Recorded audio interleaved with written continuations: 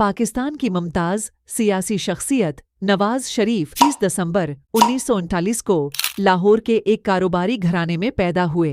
ताल्लुक एक अच्छे सनाती घराने से था और उसने इब्तिदाई तालीम सेंट एंथोनी हाई स्कूल से हासिल की। बादीज़ा उन्होंने गवर्नमेंट कॉलेज यूनिवर्सिटी लाहौर में दाखिला लिया और फिर पंजाब यूनिवर्सिटी ला कॉलेज से कानून की डिग्री हासिल की। शरीफ अपनी यूनिवर्सिटी के सालों में सियासत में दाखिल हुए और पाकिस्तान मुस्लिम लीग (PML) के नज़रिए की तरफ राग़िब हुए। उनका सियासी कैरियर 1980 की दहाई में शुरू हुआ जब वे पाकिस्तान के फौजी हुक्मरान जनरल ज़िया-उल हक़ के सरपरस्त बने।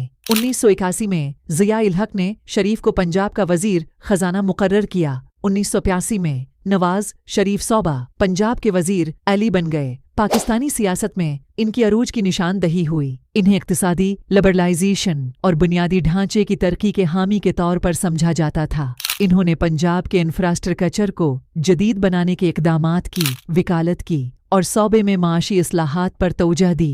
नवाज शरीफ कौमी सियासी मरहले पर इस वक्त उठे जब वो 1999 में आम इंतखाबात में पाकिस्तान मुस्लिम लीग की कामयाबी के बाद पहली बार पाकिस्तान के वज़ीर आज़म बने। उनके दौर में नजकारी और डीडी रेगुलेशन पॉलिसियों समेत इक़्तिसादी इस्लाहात पर तवज्जो मरकूज की गई। ताहम उनकी हुकूमत को बिदानवानी के इल्ज़ामात और फौज के साथ तनाव की वजह से तनकीद का सामना करना पड़ा।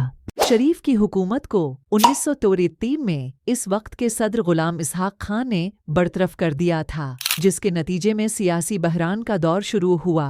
ताहम वो 1977 में दोबारा इक़्तिदार में आ गए। वज़ीर आज़म के तौर पर एक और मुद्दत हासिल की। उनकी दूसरी मुद्दत में काबिल ज़िक्र बुनियादी ढांचे के मंसूबे और माशी बेहतरी देखने में आई, लेकिन ये फौज के साथ तनाव और बिदानवानी के इल्ज़ामात से भी मुतासिर हुआ। 1999 में नवाज शरीफ की हुकूमत का तख्ता उलटकर जनरल परवेज़ मुशर्रफ की क़ियादत में एक फ़ौजी बगावत कर दी गई और बाद में उन्हें गिरफ्तार कर के उन पर करप्शन और गद्दारी समेत मुख्तलिफ जराइम के इल्ज़ामात आयद किए गए। जलावतनी के एक अरसे के बाद वो 2007 में पाकिस्तान वापस आए और मुशर्रफ के दौरे हुकूमत के सख्त नाक़िद बन गए। शरीफ 2013 में आम इंतखाबात में उनकी जमायत मुस्लिम लीग (NEN) की कामयाबी के बाद दोबारा तीसरी मुद्दत के लिए वज़ीर आज़म बने।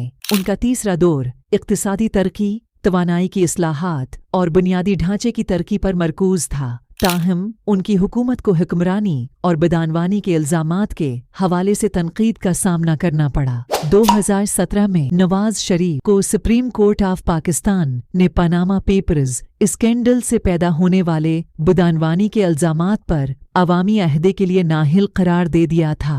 बाद में उन्हें अहदे से हटा दिया गया और उनके सियासी कैरियर को अहम चैलेंजों का सामना करना पड़ा। नवाज शरीफ पाकिस्तानी सियासत में एक पोलराइजिंग शख्सियत बने हुए हैं, जिन्हें कुछ लोग एक तजुर्बाकार रहनुमा के तौर पर इज्जत देते हैं और दूसरों की तरफ से मबीना बिदानवानी और गवर्नेंस के मसाइल पर तनकीद की जाती है। कानूनी और सियासी चैलेंजों के बावजूद पाकिस्तान के सियासी मंजरनामे में उनका असर व रसूख और किरदार नुमायां है।